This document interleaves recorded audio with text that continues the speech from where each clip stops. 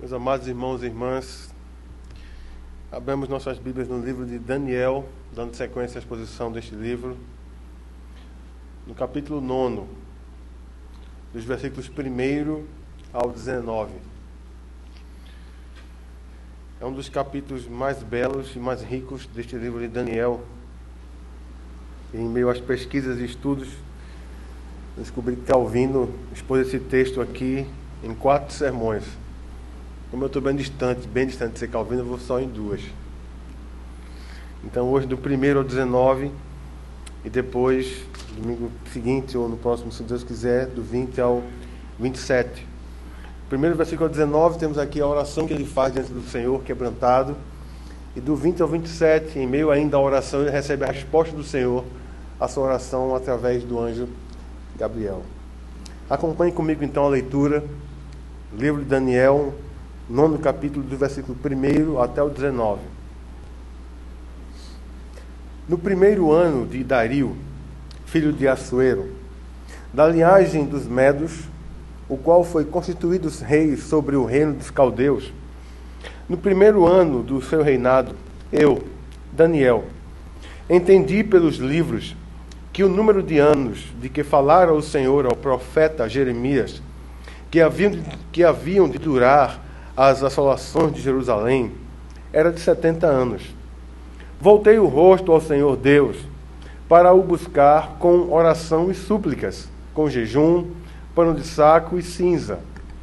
Orei ao Senhor meu Deus, confessei e disse: Ah, Senhor, Deus grande e temível, que guardas a aliança e a misericórdia para com os que te amam e guardam os teus mandamentos.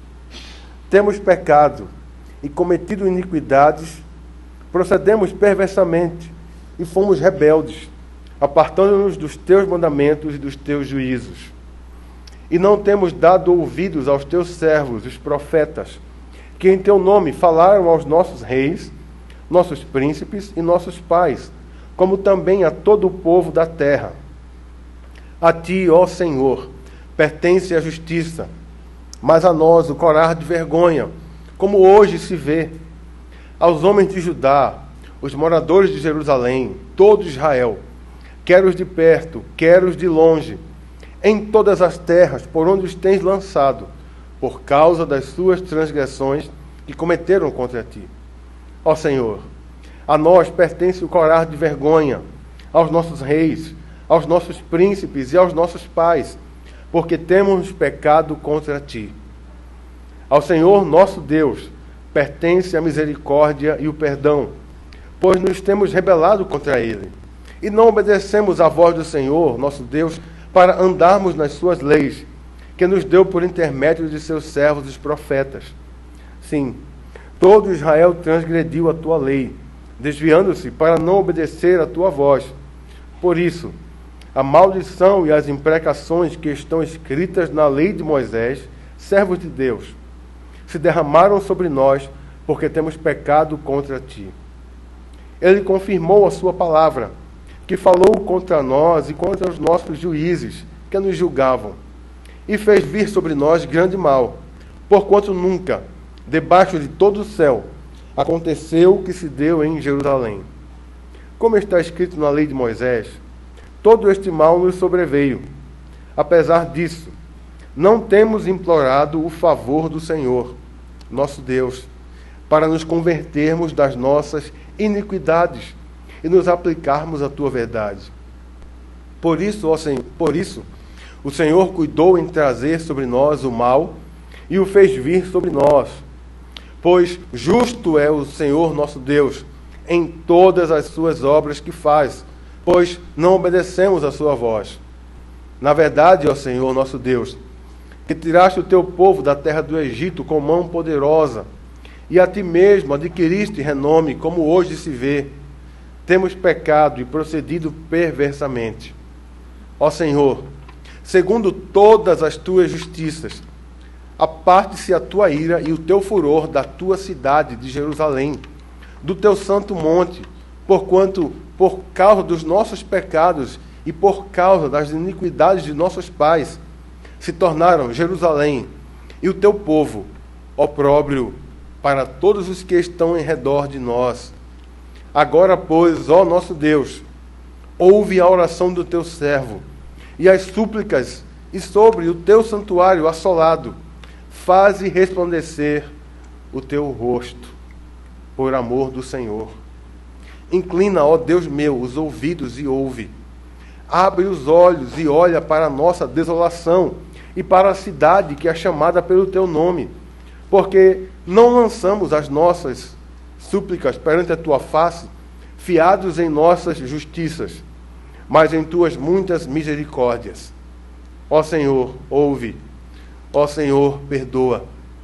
Ó Senhor, atende-nos e age.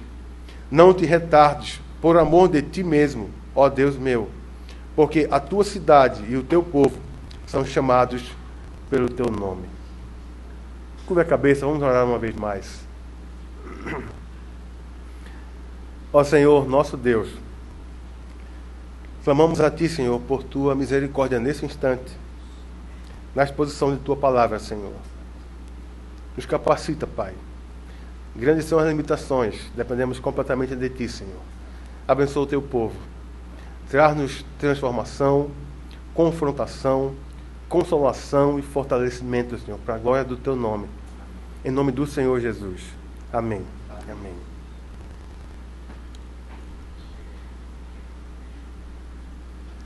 Nós temos visto a trajetória do Senhor realizando os seus propósitos através deste livro, o livro de Daniel.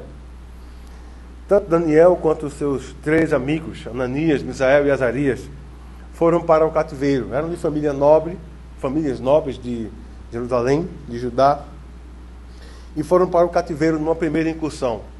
Cerca de 8 anos depois é que houve aqueles grandes cercos sobre a cidade, toda ela foi tomada, e depois o rei também foi levado. E temos visto como o Senhor tem sempre prazer em cumprir sua palavra e sempre prazer em socorrer os seus servos, que se humilham em sua presença, que se colocam como instrumentos nas suas mãos para serem usados para os seus propósitos. 4 jovens. Essa semana ainda conversando com alguns irmãos, compartilhando sobre isso. Eles tinham cerca de 14 anos. 14 anos. Estavam no cativeiro. O primeiro capítulo já mostra o calibre, o caráter desses jovens, que foram firmes e não se contaminaram com a mesa do rei. Depois, numa missão impossível, o Senhor revela a Daniel o sonho que o rei teve e dá a sua interpretação. No capítulo seguinte, a fornalha de fogo ardente, como falamos, uma prova literalmente de fogo. Olha, se nosso Deus quiser nos livrar, Ele vai nos livrar. Mas se Ele não quiser, saiba, ó rei Nabucodonosor, não vamos nos curvar à tua estátua. E o próprio Deus, o próprio Cristo vem e desce e passeia com seus servos ali na fornalha e livra-os do fogo. Não havia nenhuma mancha nas suas roupas, nenhuma parte do seu cabelo estava chamuscada, nenhum tipo de cinza, nada.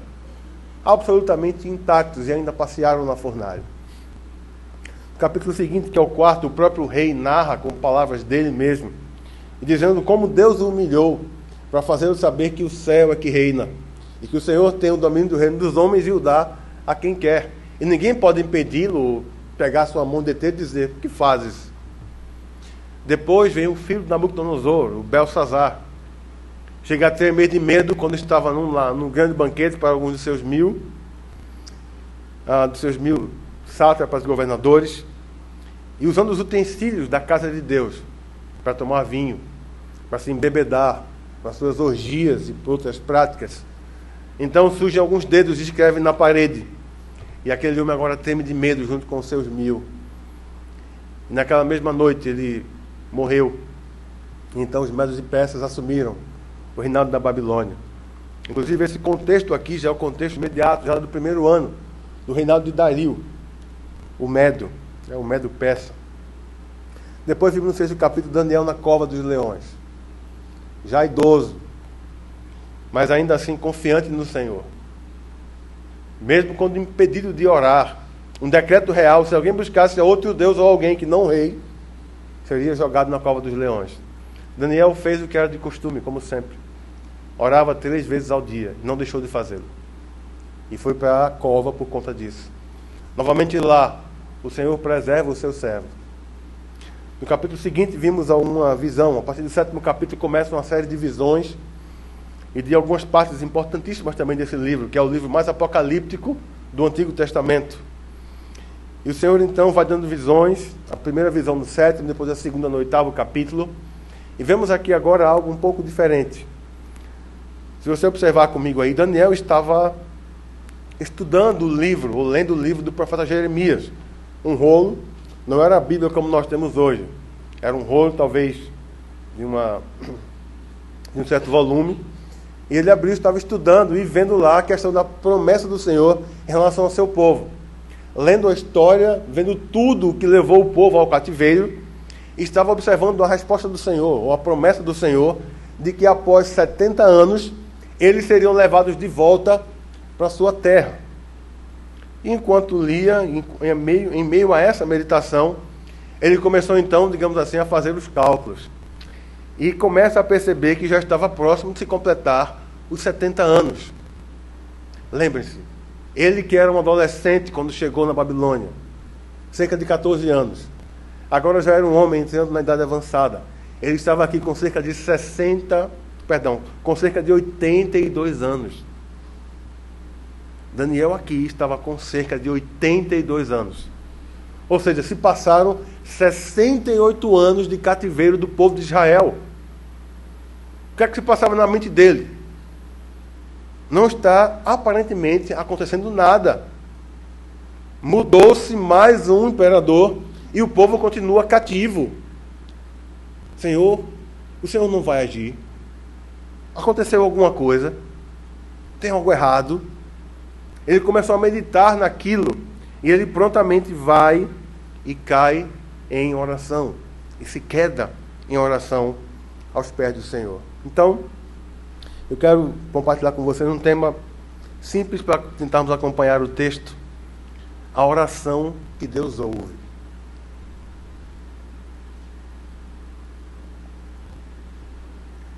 A oração que Deus ouve, em primeiro lugar, leva a aliança com Deus a sério. A oração que Deus ouve, em primeiro lugar, leva a aliança com Deus a sério. Então, ele estava estudando aqui o livro de Jeremias, que para nós, com capítulos e versículos, não era assim naquela época. Para nós, eram os capítulos 25, dos versículos 8º ao 14, e o 29, de 10 a 14, falando sobre a questão do cativeiro, e que o Senhor traria o povo após 70 anos. Então, em meio ao entendimento disso, ele percebeu que estava próximo o tempo da libertação. E é por isso que ele cai aos pés do Senhor e começa a perguntar. Ele se aplicou a buscar o Senhor com orações, súplicas, jejuns e humilhação. Do versículo 1º ao 3º, isso aqui fica muito claro para nós. E o 3º versículo especialmente diz: voltei o rosto ao Senhor Deus, para o buscar com orações, súplicas, com jejum, pano de saco e cinza. Pano de saco e cinza aqui era uma expressão de humilhação e de um pasmar, digamos assim, de estar perplexo diante do Senhor. E foi assim que Daniel esteve diante do Senhor, buscando a Ele nesse período de oração. Então, numa oração inspiradora, Daniel é usado por Deus aqui também para deixar ensino, para nos ensinar sobre como devemos nos achegar ao Senhor em oração. E ele usa aqui o nome mais íntima e diretamente relacionado à aliança. No hebraico é Yahvé Elohai, Senhor meu Deus. Somente nesse capítulo aqui é que ele usa esse termo para se dirigir ao Senhor. Você pode procurar nos 12 capítulos, você não vai encontrar um outro momento em que Daniel se dirige assim ao Senhor. Senhor, meu Deus. Algo notável aqui, então, que nós percebemos no texto é o conhecimento bíblico de Daniel. Nós temos visto já que Daniel sempre foi, desde o começo, desde jovem, um homem de oração. Isso era um diferencial na vida dele e dos seus amigos. Em cada momento difícil, o que foi que ele fez? Buscou ao Senhor, ele orou. Inclusive buscou ajuda. Chamou seus amigos para orarem. Olha, vamos orar. Se juntaram para orar. Daniel era um homem de oração. Ele conhecia muito bem também as Escrituras. E sem dúvida alguma era o que o motivava e era a base para que ele fosse um homem de oração. o conhecimento da palavra de Deus e, consequentemente, o conhecimento experiencial, concreto de Deus. De evidenciar Deus em sua vida. Embora não o visse, embora não houvesse nada, nenhum sinal de que ele estava ali presente, Daniel confiava no Senhor por causa da sua palavra, que ele conhecia muito bem. Então ele estava, sem dúvida alguma, ciente do Pentateuco, da lei de Moisés, da Torá, como é chamada entre os judeus, os 5 primeiros livros da Bíblia, a Torá. E também estava consciente de outros livros, como, para nós, 1º e 2º livro de Samuel, 1º e 2º livro de Reis. Ele conhecia toda aquela história ali. Ele conhecia. Era um homem que também dado ao estudo e meditação da palavra de Deus. E outra coisa que ele conhecia também, provavelmente muito bem, a oração de Salomão quando o templo do Senhor foi dedicado. Aquela oração foi uma oração modelo para muitas gerações depois de Salomão, inclusive para o próprio Daniel. Vários irmãos nossos do passado, em períodos de aperto, perseguição, de dúvida, perplexidade, usaram essa oração de Salomão como referencial. Só para citar alguns aqui, o rei Josafá, segundo Crônicas 20, Esdras, Neemias e aqui o próprio Daniel, usaram essa oração como referencial, a oração de Salomão. O que diz mais ou menos esta oração?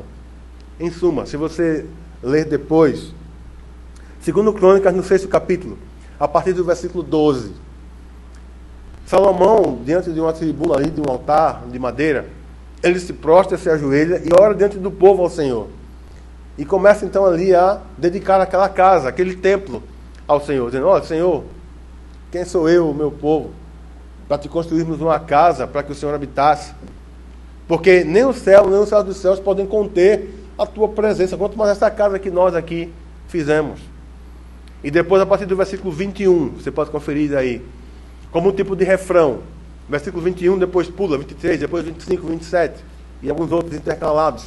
Ele vai colocando um tipo de refrão: Senhor, quando o teu povo for levado para o cativeiro, perto ou longe esteja, e lá se arrependendo dos seus pecados, e arrependido, voltado para essa casa, te buscar, Senhor, ouve tudo o céu, perdoa o pecado do teu povo e traz-o de volta à sua terra, que ele deste a seus pais.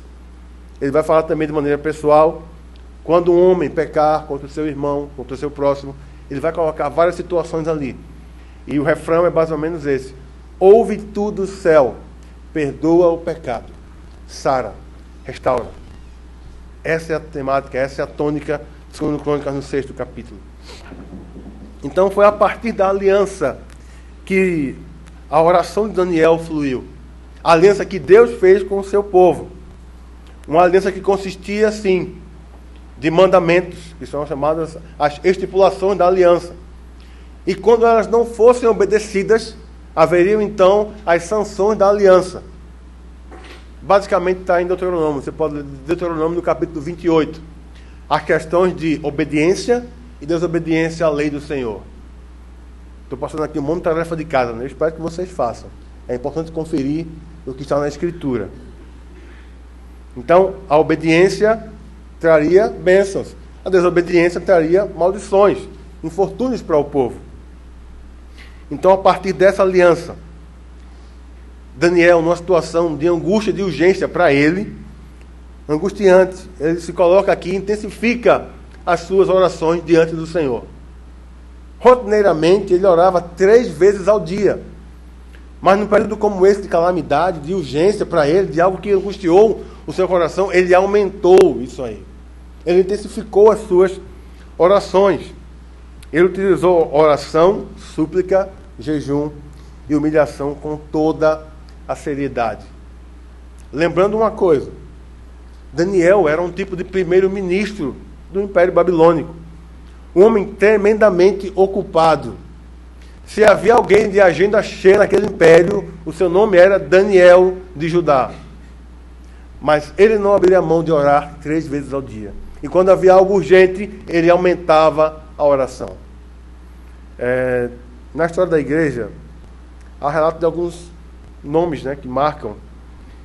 E, por exemplo, Martinho Lutero, nós temos o nosso Lutero aqui, né? Nosso genérico, que é muito bom, graças a Deus. Mas se diz que Martinho Lutero fazia geralmente um momento de 1 hora de oração no começo do dia, logo cedo. E quando ele percebia na agenda que havia mais coisa para fazer, o que é que ele fazia? Senhor, eu vou tirar aqui meia hora, porque o senhor sabe, né? Vai ter mais coisa hoje para fazer. Não. Na história da igreja se relata, entre os reformadores, que quando havia mais coisa para fazer, o que é que Lutero fazia? Senhor, eu vou ter que orar 1 hora a mais, porque sem oração, sem ti, eu não vou conseguir fazer. Nós fazemos assim, não é? A oração que Deus ouve, em primeiro lugar, leva a aliança com Deus a sério. Em segundo lugar, a oração que Deus ouve se dirige a Deus com reverência. Os termos que Daniel utilizou aqui nessa oração foram termos de respeito e de temor para com aquele a quem ele estava se dirigindo. Ele não foi leviano na forma de tratar com Deus Todo-Poderoso. Por mais intimidade que Daniel tivesse com Deus, ele não usava de termos ridículos, que muitas vezes as pessoas usam, querendo demonstrar um tipo de intimidade com Deus na oração. Você talvez já tenha ouvido. Alguns até usam, Jesus, tu és meu brother. Até usam paizinho, que se pode usar, paizinho, deixa eu pegar o teu sapato, deixa eu sentar no teu colo. Começam a colocar alguns termos para querer demonstrar um tipo de intimidade que acaba sendo ridículo. Daniel não usou desse tipo de expediente. Daniel foi respeitoso. Daniel foi com temor quando ele se colocou diante do Deus Todo-Poderoso, diante do Deus da aliança. Ele começou dizendo: Ah, Senhor, Deus grande e temível. Essa é uma introdução adequada para se falar com Deus Todo-Poderoso. Essa sim. Daniel vem ao Senhor humildemente, quebrantado e humilhado. Daniel vem ao Senhor não com arrogância, com prepotência ou qualquer exigência diante de Deus. Ele vem humildemente e quebrantado. Essa maneira de se aproximar do Senhor em oração demonstra reverência e respeito por Deus. Manifesta a consciência da natureza de Deus, dos seus atributos, da sua divindade, da sua pessoa, totalmente distinta da sua criação. Embora sejamos semelhantes a Ele, sim, a semelhança é espiritual, mas Ele é totalmente diferente da sua criação. Então Daniel se achegou de maneira reverente, usando termos apropriados, termos pelos quais o próprio Deus se revelou na sua palavra, no decorrer da história, ao seu povo, como Deus grande e temível, como o Senhor Todo-Poderoso, como o Senhor da aliança. E isso é importante observarmos e praticarmos na oração. Então, a oração que Deus ouve leva a aliança com Deus a sério. Segundo, se dirige a Deus com reverência. Em terceiro lugar, a oração que Deus ouve expressa contrição verdadeira. Daniel se coloca aqui como um intercessor diante de Deus. Ele estava orando em favor do seu povo, sim, mas o alvo era o Senhor e a glória do seu santo nome. Isso vai ficar mais claro nos versículos 18 e 19. Então, ele começou dizendo: orei ao Senhor meu Deus, confessei e disse. É uma oração repleta de confissão de pecados. Se você observar aí dos versículos 5 até o 14, ele vai falar sobre a transgressão do seu povo. Transgressão essa, ou transgressões estas, que levaram o povo para o cativeiro. Alguns líderes do povo de Deus no Antigo Testamento foram usados por Deus para serem um tipo de Cristo em seus ministérios. Davi o foi, Josué o foi, Moisés o foi, Neemias o foi, e aqui também Daniel o foi. Nessa oração aqui, ele expressa a sua preocupação com a glória de Deus e do seu santo nome também. Ele se coloca aqui como um tipo de sacerdote, erguendo um clamor ao Senhor, visando sim a sua glória, mas também o bem do seu povo. A semelhança de Cristo, ele intercedeu por pecadores. Daniel intercedeu aqui por pecadores. E ele se inclui no meio desses pecadores. Daniel é um dos homens dos quais a Bíblia não registra pecados cometidos. Nós sabemos que ele é pecador porque não há homem que não peque.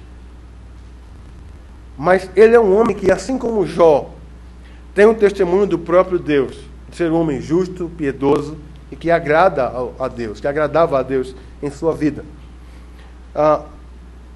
O fato de ser um homem, por exemplo, verdadeiramente piedoso. Eu faço questão que você vá comigo para o livro de Ezequiel, só para ficar registrado o testemunho do próprio Deus a respeito da piedade de Daniel. Vá comigo para Ezequiel, volte um livro aí, e vá para Ezequiel no capítulo 14. Ezequiel no capítulo 14. E veja aí a partir do versículo 12. Vamos saltar aqui alguns versículos, mas eu quero que você perceba desde o começo. Ezequiel capítulo 14, a partir do 12.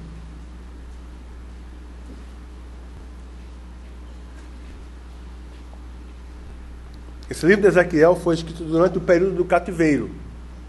Então ele foi contemporâneo de Daniel. Então veja o que diz a partir do 12. Veio ainda a mim a palavra do Senhor, dizendo, a Ezequiel: Filho do homem, quando uma terra pecar contra mim, cometendo graves transgressões, estenderei a mão contra ela, e tornarei instável o sustento do pão, e enviarei contra ela fome, e eliminarei dela homens e animais. Percebam agora, ainda que estivessem no meio dela estes 3 homens, Noé, Daniel e Jó, eles, pela sua justiça, salvariam apenas a sua própria vida, diz o Senhor. 16. Tão certo como eu vivo, diz o Senhor Deus, ainda que esses 3 homens estivessem no meio dela, não salvariam nem a seus filhos, nem as suas filhas. Só eles seriam salvos, e a terra seria assolada. Veja o 20. Tão certo como eu vivo, diz o Senhor Deus, ainda que Noé, Daniel e Jó estivessem no meio dela, não salvariam nem a seu filho, nem a sua filha. Pela sua justiça salvariam apenas a sua própria vida. Homens que tinham o testemunho do próprio Deus. Daniel era um destes homens. Mas ainda assim ele se colocou como pecador junto com o seu povo. Senhor, nós pecamos, nossos pais, nossos reis, nossos príncipes, fizemos o que era mal diante dos teus olhos, nos rebelamos, não te obedecemos, não ouvimos os teus profetas. É o que ele está dizendo aqui na sua oração, ele se coloca como um pecador. Um outro que seguiu o seu exemplo foi Neemias. Neemias era copeiro do rei, tinha uma excelente posição no império, já agora o império persa. E ele não vivia em Judá. Provavelmente ele não nasceu em Judá. Mas ele tinha uma ligação muito forte de alma com o seu povo. E quando ele ouviu de Anani como estava o estado de Jerusalém, dos que voltaram do exílio, Neemias entrou em oração, em súplica. Ele passou meses orando, chorando, jejuando e buscando ao Senhor pelo seu povo. E se você observar a oração que ele faz no primeiro capítulo, que tem o seu nome, Neemias, você vai perceber um intercessor. Você vai perceber um homem que agiu ali como um tipo de Cristo, intercedendo pelo povo de Deus, se colocando como um pecador junto com o seu povo, embora não estivesse lá, nem tivesse participado dos pecados que o seu próprio povo havia cometido. Esdras também no capítulo 9 ora dessa maneira, e até usa termos semelhantes ao que Daniel usa aqui. Então orei ao Senhor meu Deus, confessei e disse. Termos semelhantes ao que ele usa na oração aqui. Então, em terceiro lugar, nós vimos que a oração que Deus ouve expressa a contrição verdadeira. Daniel sabia quem ele era. Embora fosse um homem piedoso, justo, ele sabia que era pecador e que ele estava diante do Deus santo, infinitamente santo, que não tem pecado, que não compactua com o pecado. E a maneira apropriada de nos achegarmos a Deus é reconhecendo nossos pecados e também a sua santidade, majestade, divindade. Isso nos constrange diante dele e nos coloca em nosso lugar. Em quarto lugar, a oração que Deus ouve, confia nas misericórdias de Deus. Daniel não orou confiado em sua piedade, por mais que tivesse o testemunho do próprio Deus, de ser um homem justo. Para começar, ele se reconhecia como um pecador, como um grande pecador diante de um Deus santo, justo e bom. Ele não tinha justiça própria, nem atribuía justiça alguma ao seu povo. Nos versículos 4, o 9 e o 18, eles demonstram para nós, expressam essa consciência que Daniel tinha. Ah, Deus grande e temível, que guardas a aliança e a misericórdia. Ele estava cônscio da majestade, mas também do amor divino. Ao dizer, ao Senhor nosso Deus pertence a misericórdia e o perdão, pois nos temos rebelado contra Ele, não obedecemos a sua voz, etc. Daniel está dizendo que eles mereciam o castigo dado por Deus. Eles mereciam o cativeiro para o qual foram enviados. Isso fica claro aqui, deve ficar claro aqui em nossa mente. Por quê? Porque isso fazia parte da aliança. Novamente, leia Deuteronômio, capítulo 28. Veja também a oração de Salomão, segundo Crônicas, no 6º capítulo. E você vai ver que fazia parte da aliança. Se o povo pecasse, se incorresse em idolatria, seria levado para um cativeiro nas mãos de outros povos. Foi sentença do Senhor. E Daniel reconhece que era justo o que estava acontecendo com o seu povo, e com ele mesmo, porque ele foi para o cativeiro. Mas, ao mesmo tempo, ele clama pelas misericórdias de Deus. Assim como ele deveria ter conhecimento da carta de Jeremias, ele também deveria ter conhecimento das lamentações de Jeremias. O notável trecho, que eu creio que você conhece pelo menos um desses versículos, exalta as misericórdias de Deus. Lamentações, 3º capítulo, vá para lá comigo. Volte aí algumas páginas de sua Bíblia. Lamentações, no 3º capítulo. Veja a partir do versículo 21, alguns versículos aqui. Lamentações de Jeremias, capítulo 3.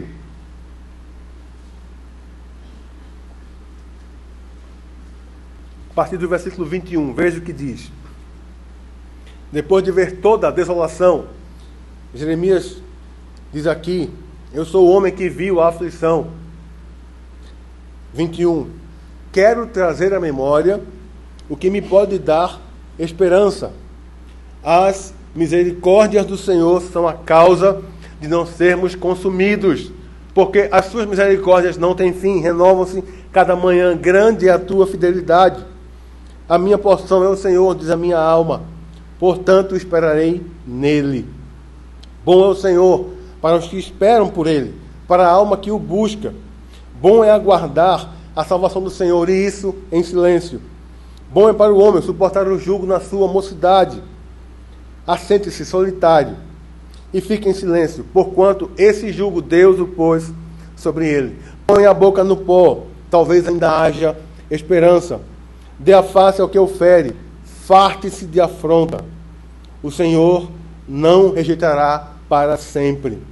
Pois, ainda que entristeça alguém, usará de compaixão, segundo a grandeza das suas misericórdias, porque não aflige nem entristece de bom grado os filhos dos homens. Daniel era consciente da justiça de Deus, do seu justo castigo para com o povo, mas também era consciente das misericórdias do Senhor para com o seu povo. E é a estas misericórdias que ele está ali buscando diante do Senhor. É a estas misericórdias que ele clama, a que ele recorre diante de Deus em sua oração.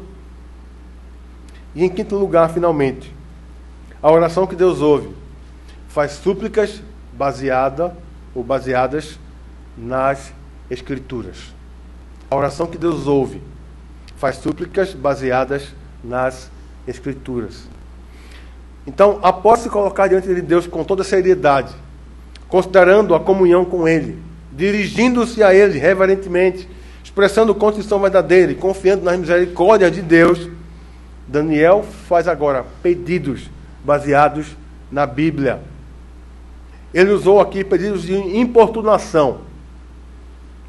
Pedidos de alguém que conhece a bondade, a generosidade e a misericórdia daquele a quem estava se dirigindo. Ele usou palavras de fervor e de urgência. Veja aqui então o versículo 18. Inclina, ó Deus meu, os ouvidos e ouve.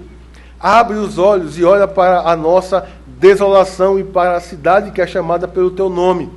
Porque não lançamos as nossas súplicas perante a tua face, fiados em nossas justiças, mas em tuas muitas misericórdias. Veja antes aqui do 16 ainda o que ele vai dizendo.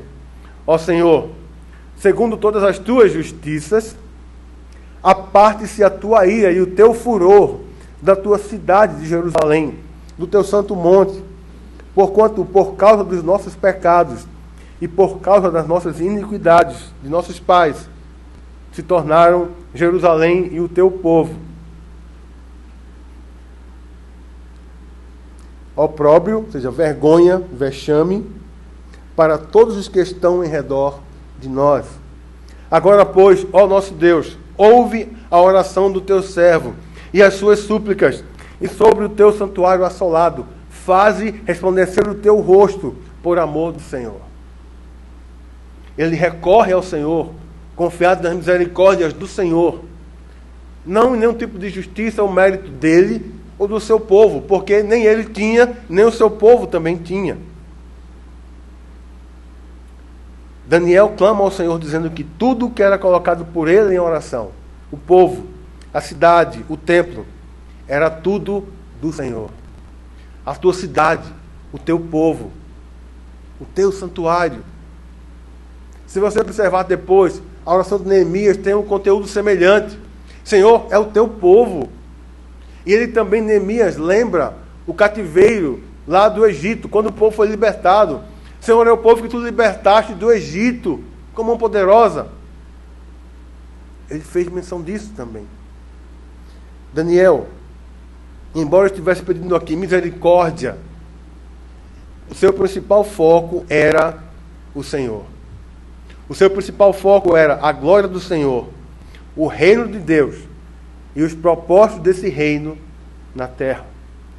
Esse era o foco de Daniel. Por isso ele orou daquela maneira. Ele literalmente mergulhou em oração, em súplica, em jejum e consagração, em humilhação, para buscar aquele que poderia dar a ele a resposta que ele precisava. Recorrer àquele que tinha aquilo que ele e seu povo precisavam. As misericórdias de Deus, que não tem fim, que se renovam a cada manhã. A oração que Deus ouve, então, em quinto lugar, faz súplicas baseadas nas Escrituras.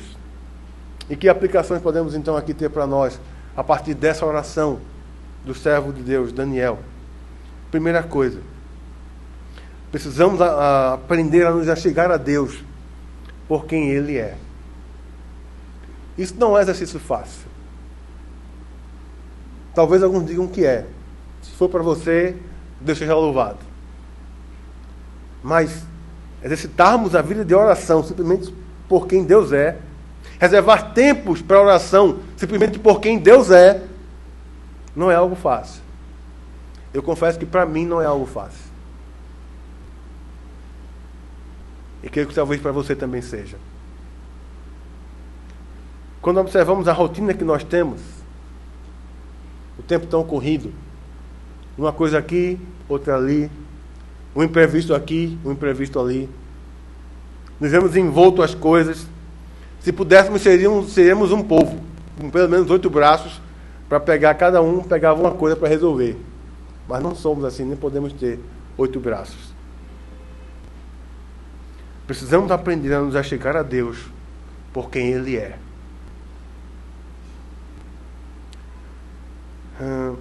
Na segunda carta de Paulo aos Coríntios, no 3º capítulo, Paulo vai desenvolvendo ali algo muito importante. Ele falando sobre a lei, aqueles que eram os judeus, que tinham a lei nos seus olhos, mas era como se tivesse um véu. Ele leva a figura, coloca ali a figura de Moisés, quando ficou com o véu, porque o seu rosto brilhava tão facilmente. Por quê? Porque ele esteve um tempo com o Senhor. E naquele tempo ali com o Senhor, Moisés desceu e o seu rosto resplandeceu. e não conseguiam fitar os olhos nele. Mas Paulo usa ali que agora o véu é colocado dentro do povo que lia a lei e não conseguia enxergar que Cristo era o cumprimento da lei. E ele vai dizendo que onde há o Espírito do Senhor, aí há liberdade. Ou seja, onde há o Espírito do Senhor, a libertação, o véu é retirado e Cristo então é enxergado. E ele vai dizendo que enquanto nós adoramos, vamos sendo transformados como pelo Senhor, o Espírito. Buscar ao Senhor por quem Ele é, redunda em bênçãos para nós.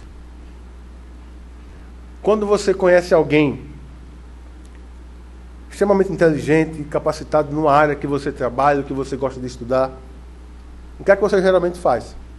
Você vai querer ter tempo com ele, evidentemente. Você vai querer aprender dele, você vai querer saber quais são as fontes que ele estuda, você vai querer conhecer como é que ele faz as coisas com excelência, você vai querer trazer e imitar aquilo que é bom. E eu pergunto, será que há razões para que eu e você busquemos a Deus por quem Ele é? De sobra, não é verdade? Fomos chamados por Ele para sermos dele, para sermos transformados à sua semelhança. Há um dito popular que eu sei que a gente conhece bem: diz-me com quem andas, te direi quem és. Eu quero te perguntar uma coisa: você anda com o Senhor? Aqueles que andam com o Senhor acabam ficando parecidos com Ele. Esse é o objetivo. A oração é um dos meios para que isso aconteça. É por isso que eu e você precisamos aprender a nos achegar a Deus por quem Ele é. Devemos aprender a levar a comunhão com Ele a sério. E por que levar a comunhão a sério? A comunhão com Ele custou o preço da vida do seu próprio filho, do seu único filho. E isso é algo extremamente sério. Deveria ser a coisa mais séria da minha vida e da tua vida. Levar essa comunhão a sério. Porque não haveria possibilidade de comunhão com Deus se não fosse a morte de Cristo na cruz. O sangue do seu filho derramado por nós, em nosso lugar. A oração é um meio de graça, um relacionamento precioso e maravilhoso com Deus, a quem não vemos, mas mesmo não vendo, amamos, como Pedro coloca em sua epístola. Nós temos que aprender também a nos relacionar com Ele, com temor e com reverência, não com termos de responsáveis, para expressar talvez um tipo de intimidade. Salmo número 25, versículo 14, deixa algo marcante. A intimidade do Senhor é para aqueles que o temem, aos quais Ele dará a conhecer a sua aliança, a sua comunhão no seu Filho Jesus Cristo. É necessário também exercitar a humildade, segundo a sua palavra, para nos colocarmos adequadamente diante dele em oração. Essa oração aqui é um exemplo, a de Neemias, a de Esdras, a do próprio Salomão.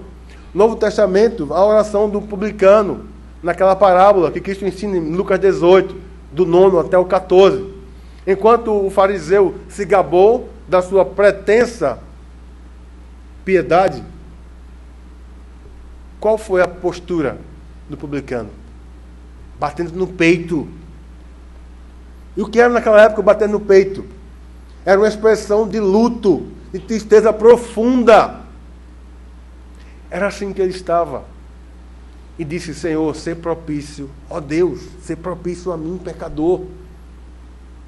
Traduzindo, tem misericórdia de mim, pecador. Ele não ousava olhar para cima, olhava para baixo, como quem está constrangido dentro de quem ele está. Essa deve ser a minha postura e a tua, em alguns momentos de oração. Precisamos aprender a cultivar a humildade. Uma boa definição de humildade, vemos num livro que é intitulado Humildade, Verdadeira Grandeza, do C.J. Mahoney. Alguns irmãos aqui conhecem. Ele fala mais ou menos o seguinte: a humildade segundo as Escrituras, ou oriunda das Escrituras, é mais ou menos o seguinte: é reconhecermos a majestade e a grandeza de Deus e a nossa pecaminosidade. Reconhecendo isso, não há como chegar diante de Deus de maneira arrogante, soberba, ou exigindo alguma coisa. Chegaremos humildemente diante dele. Se desenvolvermos isso, eu e você vamos orar como esse publicano. Tem misericórdia de mim, pecador. Porque é o que eu e você precisamos todos os dias. Da misericórdia do Senhor que se renovam a cada manhã. Outra coisa preciosa a colocarmos em prática é buscarmos o reino de Deus em primeiro lugar. Lembrem, Daniel, por mais que estivesse aqui clamando por misericórdia, versículos finais, 18 e 19, ele deixa claro: Senhor, é o teu povo, é o teu santuário, é a tua cidade. Senhor, por amor de ti mesmo, dá-te pressa, age. O Senhor era o foco de Daniel. Então precisamos aprender a buscar o reino de Deus em primeiro lugar em nossas orações. Esse foi o modelo dado pelo Senhor Jesus Cristo no Sermão do Monte. 6º capítulo, ali, versículos 9 ao 15, e depois versículo 33. Aquela estrutura que ele nos dá, o modelo da oração. A primeira parte, voltada para Deus. Lembram disso? Pai nosso que está nos céus, santificado seja o teu nome. Depois venha o teu reino. Depois seja feita a tua vontade, assim na terra como é feita no céu. E a segunda parte é que tem a ver conosco. Pão de cada dia é o sustento, livramento do mal e o perdão dos pecados. A estrutura que ele nos dá. E o versículo 33. Mas buscai em primeiro lugar o seu reino e a sua justiça. Em algumas versões, e as demais coisas, ou todas essas coisas, vos serão acrescentadas. A veste para o corpo, o pão para o sustento. A oração é um dos meios que Deus escolheu para realizar os seus propósitos na terra. Embora o povo soubesse que deveria orar, muitos não estavam fazendo. Eu quero que você atente comigo aí e vá para o versículo 13, Daniel, no capítulo 9. Como está escrito na lei de Moisés, todo este mal nos sobreveio. Lembram a questão da aliança, as sanções da aliança.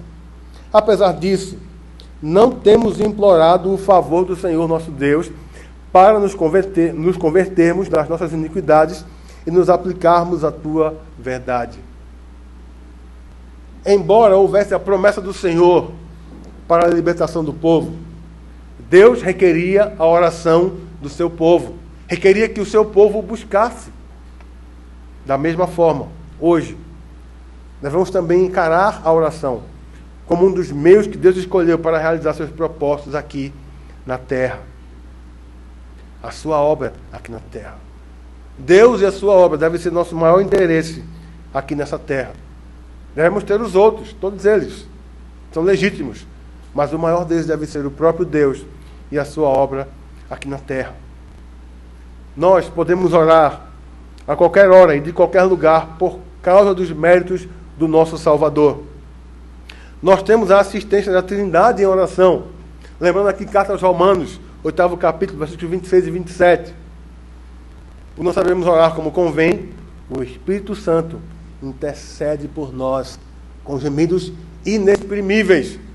Pois, segundo a vontade de Deus, é que ele intercede pelos santos. E o versículo 34 diz: olha, é Cristo quem morreu antes, o que ressuscitou, o qual está à direita de Deus e também intercede por nós. E ainda em Hebreus 7:25, por isso, ele é totalmente poderoso para salvar aqueles que chegam a ele, vivendo sempre para interceder por eles. Nós temos o apoio e o suporte da Trindade, do Deus Trino, em oração.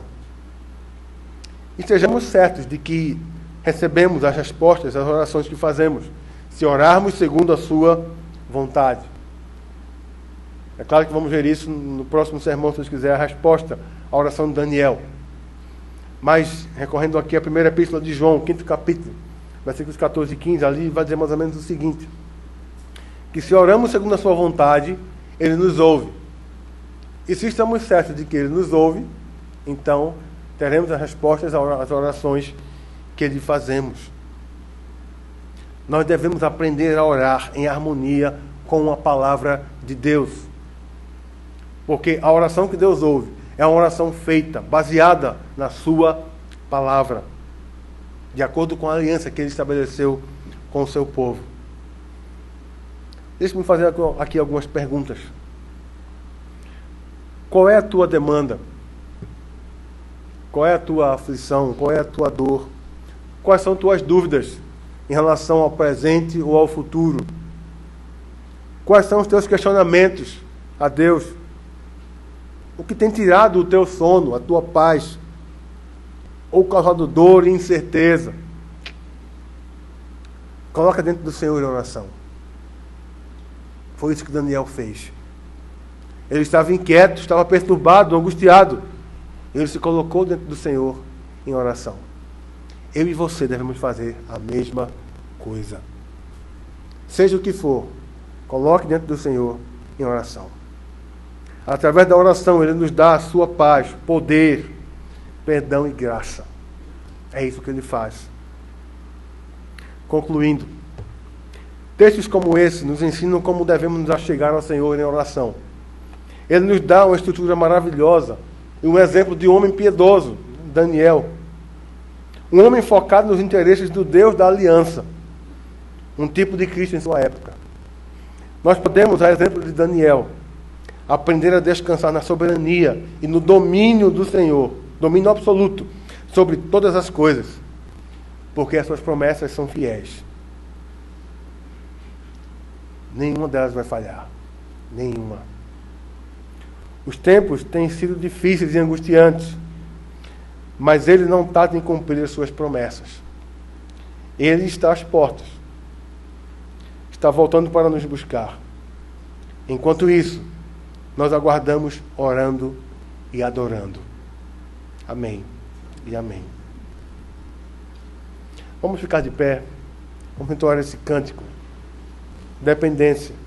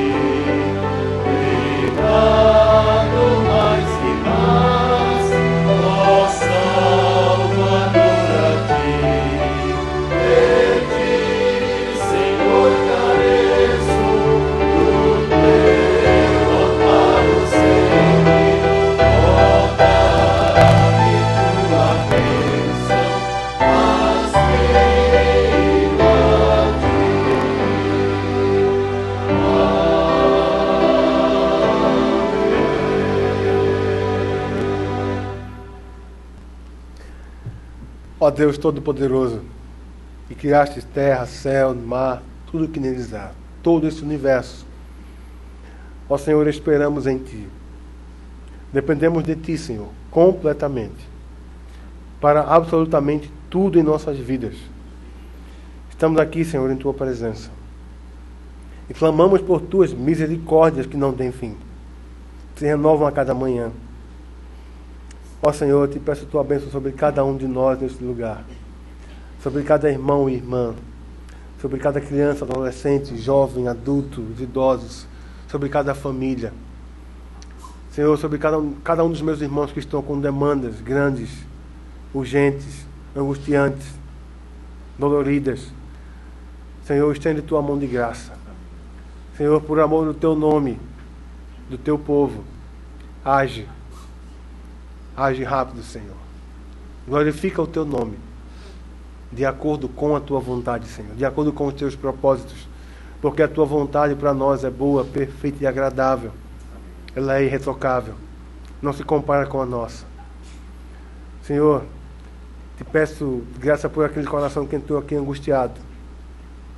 Te peço que ele tenha encontrado o Teu consolo. Se ele não encontrou, Pai, que o Teu Espírito o visite e enche esse coração de graça, de conforto, de alegria que só o Senhor pode dar. Em nome do Senhor Jesus. Amém e amém. Recebam a bênção, queridos. Que o Senhor vos abençoe e vos guarde.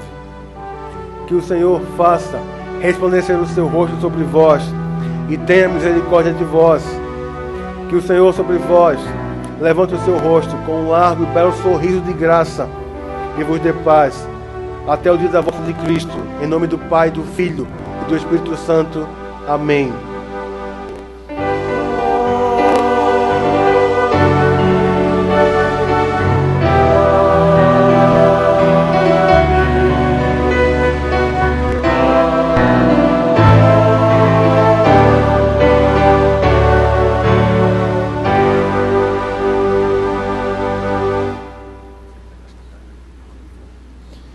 Irmãos, nós queremos conhecer aqueles que nos visitam nessa noite. Fique de pé para receber um abraço da igreja, um aperto de mão. Tem alguns irmãos aqui nos visitando. Nós queremos agradecer a presença de vocês lá atrás também. Que Deus possa abençoar suas vidas. E nós queremos lembrar a igreja, antes de passar a palavra para o presbítero Dário, de que o nosso encontro agora não é à esquerda, mas à direita.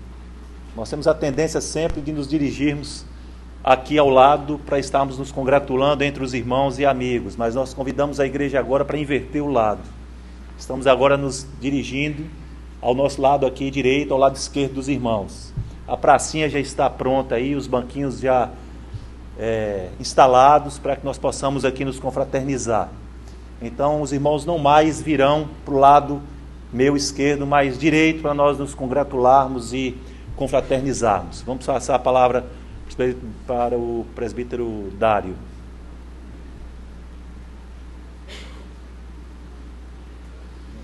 Boa noite, irmãos.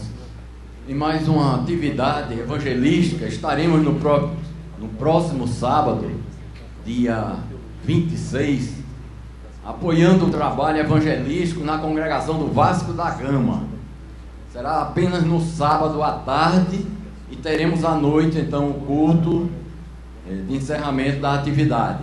Então, quero convidar a igreja. É uma oportunidade aqui na cidade, apenas no período da tarde. Quem quiser permanecer para o período da noite, ou ir em casa e voltar para o culto à noite, também poderá fazê-lo. E nosso encontro será lá no Vasco da Gama, na igreja do Vasco da Gama, às 2h da tarde. Como eu disse, é mais uma oportunidade para você fazer aquilo que é o propósito que você está aqui, que nosso Deus seja glorificado. Para isso, é preciso que haja aqueles que o glorifiquem. Venha pregar o Evangelho. Sábado, 2h da tarde, na igreja do Vasco da Gama. Se você não sabe onde é, fale comigo, ou a gente marca aqui um encontro aqui na igreja para aquelas pessoas que não têm transporte ou não